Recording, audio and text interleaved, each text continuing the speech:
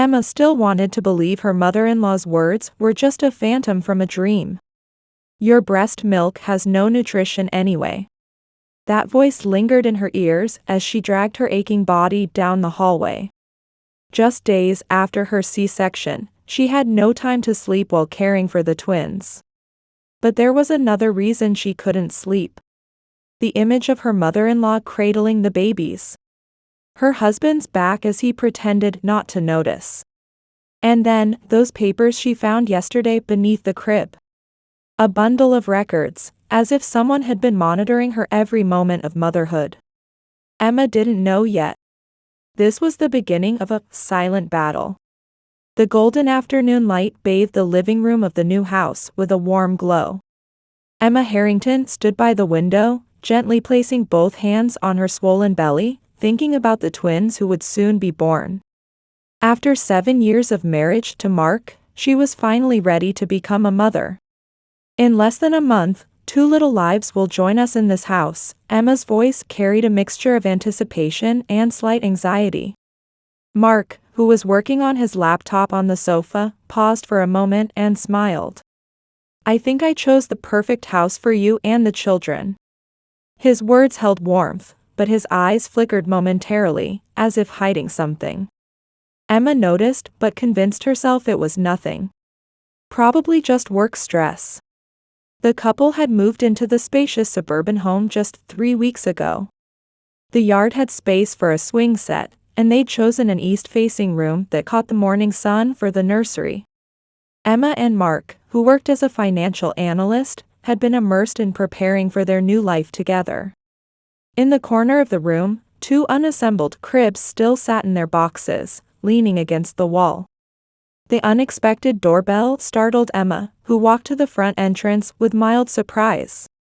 Beyond the wide-open door stood Mark's parents, Diane and Robert Harrington.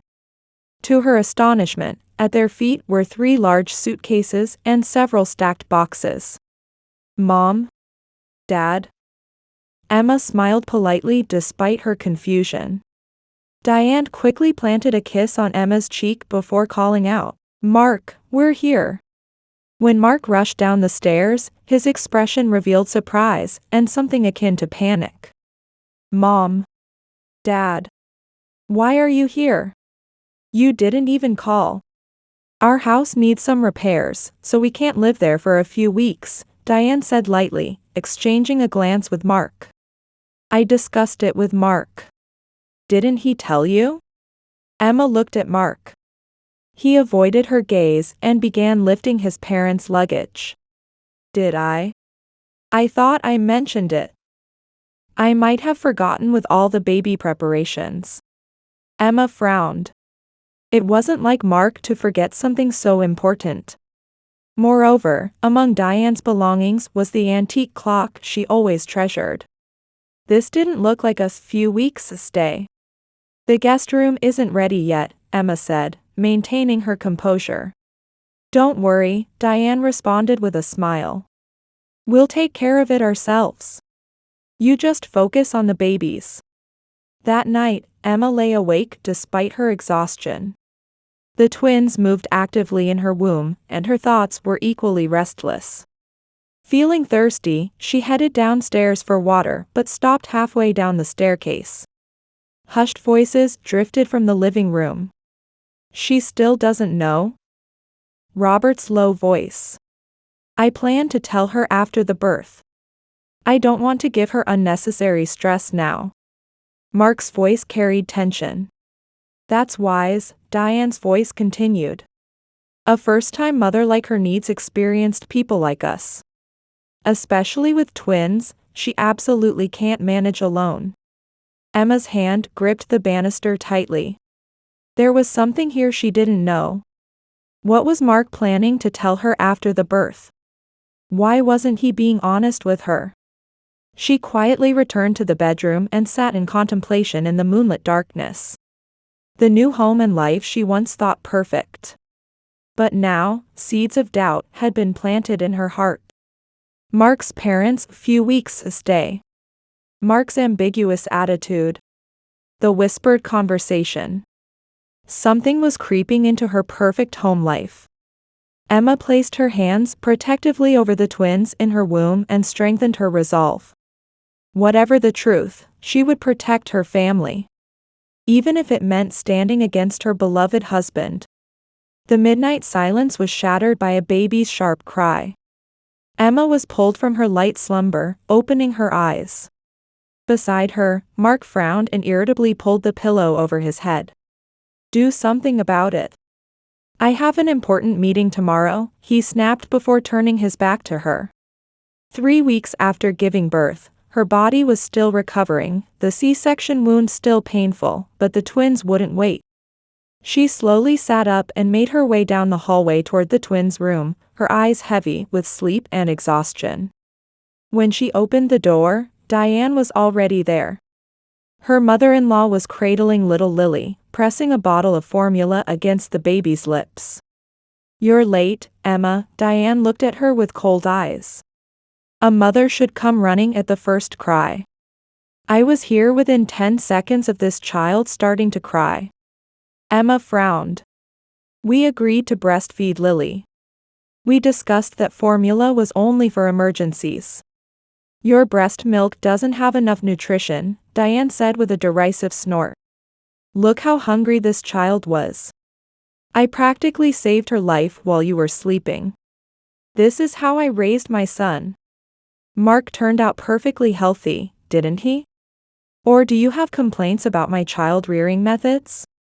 Just as Emma was about to protest, Noah's cries rose from the other crib. She rushed to pick up her son, but Diane moved faster. You sit down.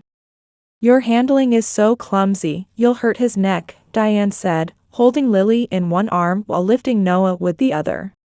If you can't handle two at once, you're failing as a mother of twins. Emma clenched her trembling hands on her lap. I am their mother. Give me my children. Mark. Diane suddenly called out loudly for her son. Mark appeared immediately. Despite supposedly being in the bedroom, he responded with surprising quickness, as if he had been waiting. What is it, Mom? Mark directed his gaze only at his mother. Your wife is trying to take the babies from me. She can't take care of them properly, yet she's refusing my help. Mark finally looked at Emma. His eyes were heavy with accusation. Emma, that's enough. Mom is just trying to help. She raised 2 children. You should be grateful for her experience. This is your first time raising children, and twins at that. You should listen to her advice. Your defiant attitude is why Mom worries. But, Mark, Emma began, only to be cut off. It's late. We'll discuss this in the morning. Mom, I'm sorry. Her hormones are out of balance. As if Emma's very existence was being ignored, Mark and Diane continued their conversation in their own world. Diane, still holding both babies, told Mark, I'll take care of them. You go to sleep. Mark gave his mother a grateful smile and left the room without so much as a glance at Emma. This wasn't the first confrontation. Since Diane and Robert had begun their stay, Emma felt her very existence being gradually erased in her own home. Her mother-in-law openly criticized every aspect of Emma's parenting from her position of the experience, and changed things as she saw fit. How to hold the babies, how to put them to sleep, which clothes to dress them in, even the breastfeeding schedule Emma had created had been thrown in the trash. These clothes? Throw them away? Diane had literally cut up with scissors the organic cotton baby clothes Emma had spent months lovingly selecting. I won't let such poor quality material touch my grandchildren. From now on, they'll wear what I buy. Mark's response was always the same, Mom is just doing her best, you're overreacting, you should be more grateful. Even when he saw Emma crying at night, he would only report to his mother that she's having another hysterical episode. One afternoon, after Mark had left for work, Emma snuck into his study while the twins were unusually taking their naps simultaneously. She needed to find the children's insurance documents. Mark had been ignoring her requests for weeks. While searching through the drawers, she discovered a bundle of unfamiliar official documents. Papers with foreclosure notice printed prominently. Her in-laws' address was listed. Emma's hands trembled. It wasn't a temporary evacuation for repairs. They had lost their home. Even more shocking was the date on the notice, 6 months ago, right around when she had announced her pregnancy. From another drawer emerged the blueprints for their new house. In Mark's handwriting, a room was labeled Mom and Dad's Permanent Room, with a note that read Emma's study to be converted to additional child's room if needed. The date was before they had purchased the house. Emma's head spun. This wasn't a temporary stay, it was a planned permanent arrangement from the beginning. She had been completely deceived. Hearing footsteps in the hallway, Emma quickly returned the documents to their original places. The door opened, and Diane stood there. "Oh, here you are." Diane's voice was sickeningly sweet, but her eyes were cold and sharp. "What are you looking for?" Going through Mark's personal belongings doesn't seem like something a good wife would do. The children's insurance documents. Emma tried to hide her agitation. Mark said he would process them, but he's ignored it for a month now. "Well, you should have asked me," Diane smiled maliciously. "I know exactly how Mark organizes his files. I even manage his pay stubs and bank account information. We can't trust you with such important matters." Emma caught her breath. This woman was managing her son's finances as well? And did she know that Emma had discovered the truth? Just then, the baby monitor carried the sound of one of the twins beginning to cry. "I need to go," Emma said, hurrying out of the room. Walking down the hallway, her heart was full of confusion and anger. Mark had been lying to her all along. His parents had been planning to take her home and children from her. The marriage she thought was perfect had been built on deception. As she picked up her baby, Emma looked out the window. The view that once held so much hope now felt like a cage. She was in enemy territory with no allies. But she had her 2 babies, beings she would protect with her life. Emma took a deep breath.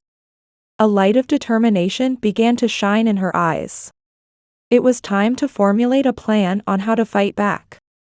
On a summer afternoon 3 months after the twins were born, Emma finally obtained decisive evidence. On this day, when Mark unusually said he'd be home early, she pretended to take the twins to the park in their stroller. However, as soon as she turned the corner, she headed to her friend Jessica's house, left the twins with her, and hurried back home. In the silent house, Emma slipped into Mark's study and sat at his computer. Her husband's password had been changed from her birthday to his mother's, a symbolic betrayal in itself, but fortunately, Emma knew the date. The screen opened, and she quickly searched through Mark's emails. Filtering by keywords Mom and Dad, residence, and permanent, a series of email exchanges appeared that confirmed her worst fears. An email to the architect, regarding layout changes with permanent residency of parents in mind. The date was more than 6 months before they purchased the house. With trembling hands, she continued her search and arrived at an even more shocking file. Emma's condition. Docs. A detailed record kept by Diane. June 15, Emma held the twins in an improper position while feeding them. Risk of suffocation. June 23, emotionally unstable. Locked herself in her room crying while the twins were crying. July 2, severely criticized Mark when he was late coming home. Clear signs of postpartum depression. July 15, used incorrect water temperature settings when washing the twins' clothes. Potential cause of skin problems. And the final line, which froze Emma's blood. Conclusion: Emma is clearly unfit as a mother. Legal intervention is urgently needed for the healthy development and safety of our grandchildren. Mark has already agreed. The room began to spin. All the pieces connected in her mind. Mark's parents had lost their home and planned to live permanently in their new house. And more terrifyingly, they were trying to take her children away from her. Mark knew all of this. No, he was cooperating. After retrieving the evidence from the printer and hurriedly hiding copies at Jessica's house, Emma returned home. It was just before Mark came back. That night, after the twins had fallen asleep, Emma confronted her husband with the evidence. "What is this? What have you been hiding from me?" She held out the printouts with trembling hands. Mark's face was drained of color. But his reaction far exceeded Emma's expectations. "Why did you look at my computer?" His face contorted with anger, ignoring the evidence itself. "This is an invasion of privacy." "Privacy?" Emma shot back with an expression of disbelief. "We're married. And you've been plotting to take my children away behind my back." "You don't understand," Mark suddenly changed his tone. "My parents have nowhere to go. They're my family. What about me and the twins? Aren't we your family too?" "Of course you are. That's exactly why you need help," Mark said in a suddenly feigned gentle voice. "You have postpartum depression. You just don't realize it. Mom is only worried about you. Your mother is trying to take my children away from me." Emma waved the documents. "Look at these records. They're all lies." Mark's expression hardened. "Mom has experience. She knows more about parenting than you do. You're just being hysterical." "Mark, please," Emma said, clinging to her last hope. "I'm your wife. The mother of your children. Why are you choosing your parents over me?" "My parents raised me," Mark declared coldly. "They've lost their home. I have a responsibility to them. Besides, they're right, Emma. You're failing as a mother. As Mom has documented, you're putting our children at risk." Those words severed the last thread of Emma's marriage. Tears welled in her eyes, but they weren't tears of sadness, they were tears of determination.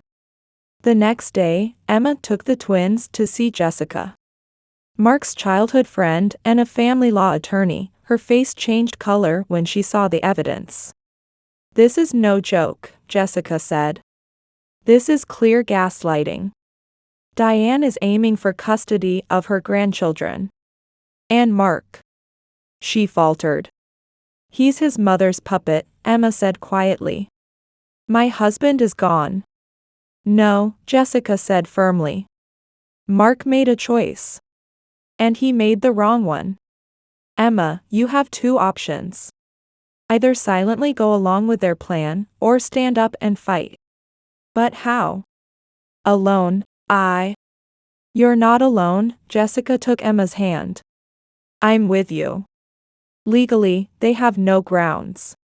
The issue is psychological. Mark has been brainwashed by his parents.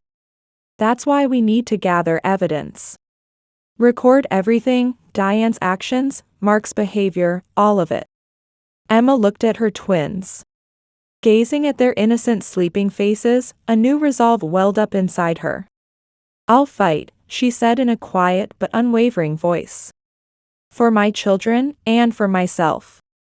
On her way home, Emma was deep in thought. She was no longer a victim.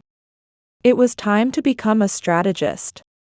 Emma's battle began quietly but steadily. Following Jessica's advice, she first started gathering evidence.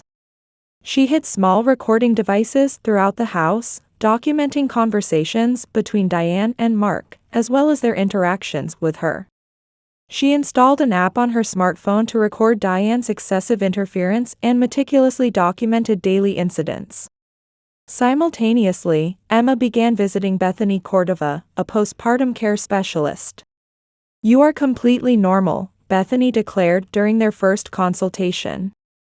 "There are absolutely no signs of postpartum depression. In fact, I'm impressed by how composed you remain under these circumstances. But my husband and mother-in-law say I'm mentally unstable."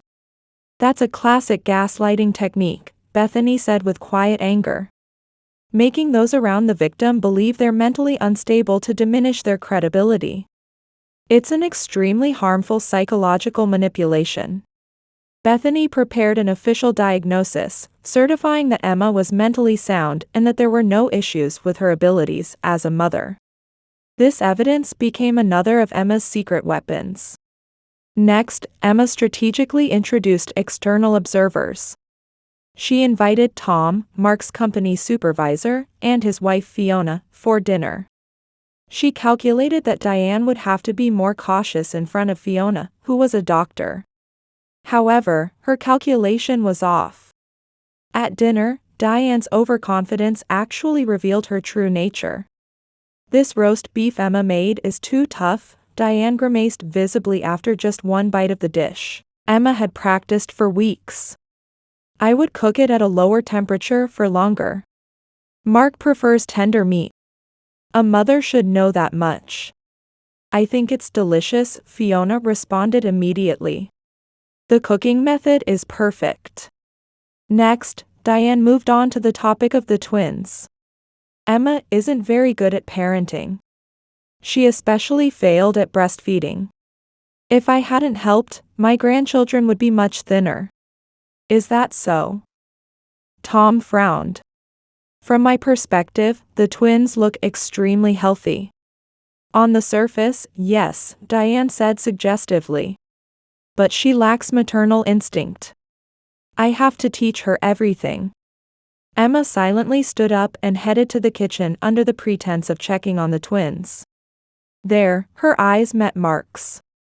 For a moment, something like guilt flashed in his eyes, but it quickly disappeared. After dinner, as they were leaving, Tom pulled Mark aside. "Let me be frank," Tom's voice was low but clear. "Family problems affect your career. Your parents' behavior toward Emma is unfair. You should stand by your wife." Mark's face flushed. "It's complicated. My parents have nowhere to go." "I understand that," Tom said quietly. "But that's no reason to sacrifice your wife. If your domestic issues spill over into your work, it will affect your career. Think about it." After Tom and Fiona left, Mark became unusually pensive. For Emma, this was a small but significant victory. The next strategy was to involve Dave, Mark's best friend. Dave had been Mark's close friend since college and had genuinely supported his relationship with Emma. Emma revealed the truth to Dave and invited him to their home. "I'd be happy if you could visit while Mark's parents are staying with us." On the day Dave visited, Diane was even more interfering than usual. When Emma tried to dress the twins, Diane said, "That's not the right way to dress them," and took the babies from her. When Emma was preparing lunch, Diane criticized, "That cutting method is dangerous." Dave silently observed these scenes. And surprisingly, he also noticed something unusual about Robert. Seeing Robert frequently checking his smartphone and changing expression, Dave developed a suspicion. In the garden, alone with Mark, Dave spoke his mind without reservation. "What are you doing?" Dave's voice trembled with anger. "Are you sacrificing your wife and children's happiness to clean up your father's gambling mess?" Mark looked up in surprise. "How did you know about the gambling?" "It's obvious," Dave said bitterly.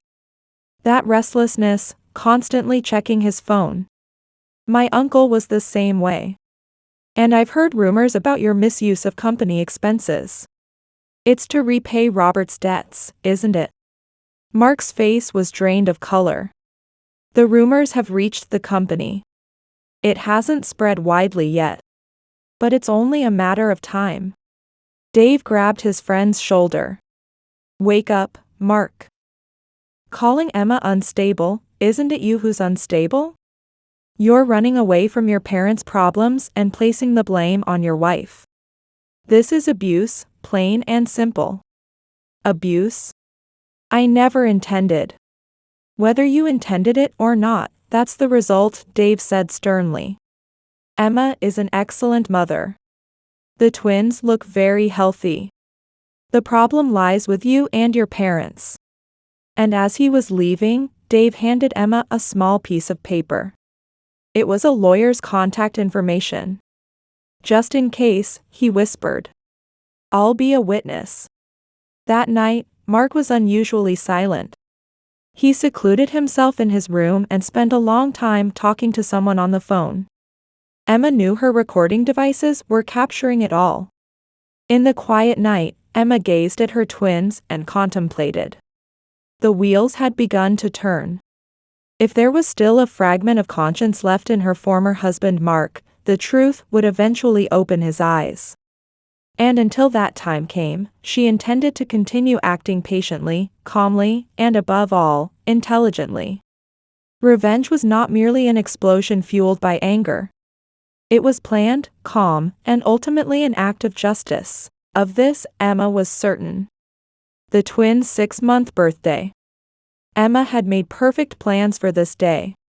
A week before, she had proposed a special family dinner. "Let's have a special time just for us to celebrate the twins' half-year milestone," a reason neither Mark nor his parents could refuse. Emma spent the entire day in the kitchen, preparing Mark's favorite roast beef, a potato gratin to rival Diane's boastful recipe, and even wine that would please Robert. On the surface, it was meticulous preparation to create the perfect family dinner, but in reality, it was the final stage of her silent revenge. The sturdy wooden table usually kept in the living room was now set in the dining room. A silver candelabra from Emma's family home sat in the center, casting soft light throughout the room. Each seat had a carefully placed name card, with a calculated arrangement to guide the flow of conversation. "Such elaborate preparations," Diane remarked with half sarcasm as she entered the house. "Well, it seems my teachings have finally sunk in a little." Emma only smiled in response. Her eyes were unusually calm and clear. Dinner began, and the conversation flowed peacefully on the surface. Emma behaved as if she knew nothing, directing topics toward Mark's work and the twins' development. When the apple pie dessert was brought out, Emma slowly stood up and retrieved a thick brown file from the living room. "By the way, I have something I'd like to show everyone." Emma's voice was quiet, but its resonance filled the room. Mark looked at Emma anxiously. "In these past few months, I've learned many things." Emma began opening the file. "For instance, what family means, what trust means, and how important the truth is." First, she took out a copy of the foreclosure notice for Mark's parents' house. "The fact that your house wasn't under renovation, but was actually foreclosed more than 6 months ago. Mark knew this, but lied to me about it being a stay of a few weeks." Mark's face reddened, and he tried to make excuses, but Emma produced the next piece of evidence, a copy of emails with the architect. "The fact that a permanent residency for the parents was planned even before we purchased this house." Then came the most shocking evidence, a copy of Diane's records titled Emma's Condition and Bethany's medical diagnosis refuting it. The calculated documentation claiming I'm unfit as a mother, and the medical proof that it's a complete fabrication. "I've been recording all our conversations." Emma took out her smartphone and played portions of conversations between Diane and Mark from the past few weeks. Mark's voice saying to his mother, "We need legal grounds to remove Emma," and Diane discussing plans to obtain custody of the children. Furthermore, Emma presented evidence of Robert's gambling addiction and proof that Mark had misused company funds to repay his father's debts. The room fell into a frozen silence. Robert hung his head, Diane trembled with anger, and Mark turned pale. "I am neither a bad mother nor a foolish wife," Emma said without her voice shaking. "I've endured silently all this time, but that ends today. As the mother of these children and the mistress of this house, I'm setting new conditions." She clearly presented 3 conditions. 1. Diane and Robert must leave within 2 weeks. 2. Mark must report his misconduct at work and undergo counseling. 3. If you refuse these terms, I will file for divorce and custody with all this evidence. For the first time, Diane was at a loss for words. Her face showed a mixture of anger and fear. You should be grateful to us. Diane attempted one last resistance. Without us, you couldn't have raised the twins. That's not true, Emma calmly refuted. I am fully capable as a mother of twins. That has been medically proven. What you did was try to rob me of my confidence and destroy my family. Diane began to cry. But these were the theatrical tears Emma had seen many times before. We have nowhere to go. Diane cried. You're going to throw us out? I never thought you could be so cold. Emma didn't flinch. I won't forget what you did to me. You have options: rent an apartment or enter a nursing home. There is no place for you in my house. Mark sat with his elbows on the table, holding his head. After a long silence, he slowly raised his face. In his eyes was a recognition that had been absent for a long time. Mom, Dad, he slowly began. We'll do as Emma says. I'll help you find a nursing home. Mark. Diane raised her voice in shock at her son's betrayal. Weren't you on our side? Enough, Mark said, looking exhausted. I've been hiding Dad's gambling, committing fraud at work, and pushing my wife to the edge. I was wrong. Let's end this. As a final act of resistance, Diane clung to Emma. Won't you let us see the children? We're their grandparents. In the future, if you can respect appropriate boundaries, I'll consider visitation, Emma said firmly. But that depends on your behavior. That night, Mark slept in a separate room for the first time. From his parents' room, Diane's sobbing and Robert's consoling voice could be heard. Emma stood in the twins' room, quietly watching their sleeping faces. What spread in her chest wasn't the satisfaction of revenge, but a sense of peace and freedom finally reclaimed. Her silent revenge wasn't mere retaliation. It was a courageous battle to reclaim her life and her children's future. On an autumn afternoon filled with the fragrance of sweet osmanthus, Emma sat on the garden patio, finishing her latest blog post on her laptop. Beside her, the twins, Noah and Lily, almost 1-year-old now, played with colorful toys. The occasional breeze stirred Emma's hair. Her expression showed a serene confidence that hadn't been there 6 months before. Her blog, titled A Journey to Reclaiming a Mother's Voice, had found quiet resonance among women in similar situations. The pages, which documented her journey of finding inner strength rather than condemning the perpetrators, received dozens of comments daily. Your words gave me the courage to stand up. Today, for the first time, I said a no to my mother-in-law. Thank you for giving a name to the gaslighting in my home. Emma occasionally reread these messages, finding quiet satisfaction in knowing her experience was empowering others. 6 months had passed since that decisive dinner. Much had changed. Diane and Robert had moved to a nursing home arranged by Mark, a facility that also offered treatment programs for the cause of their lost home, Robert's gambling addiction. Initially, Diane had fiercely resisted, but with Mark maintaining his resolute stance, she eventually had to accept. Mark had self-reported his misconduct at work. Though he faced a pay cut and demotion, his years of service and voluntary confession were taken into consideration, and his employment was preserved. He had also begun seeing a specialist counselor for parent-child relationship issues. Unraveling the unhealthy dependency with his parents, especially his mother, was a long journey, but progress was gradually becoming evident. The relationship between Emma and Mark remained in the process of repair. Mark continued to sleep in a separate room, and a careful distance was maintained between them. Nevertheless, they had built a relationship as cooperative co-parents for their children's sake. At times, the old gentleness returned to Mark's eyes. But healing the wounds in Emma's heart would still take much more time. The house itself had changed too.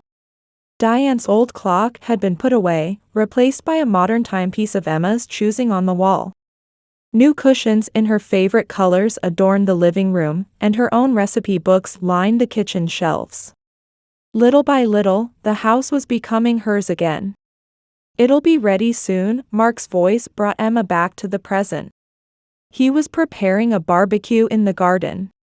Today was the twins' first birthday. Mark had taken the afternoon off for this small family celebration. "Thank you," Emma smiled, a polite smile, but one still tinged with caution. In the twilight after the twins had fallen asleep, the two sat on the patio, quietly talking over glasses of red wine. "If you hadn't stood up, we would have collapsed as a family," Mark said, gazing into the distance. "I was trapped in my parents' problems and lost sight of what was most important. I won't ask for forgiveness. But I'll continue trying for as many years as it takes until you can forgive me." Emma looked up at the starry sky. She chose her words slowly. "I will never forget what you did to me." Regaining trust comes through actions, not words. "I understand," Mark nodded.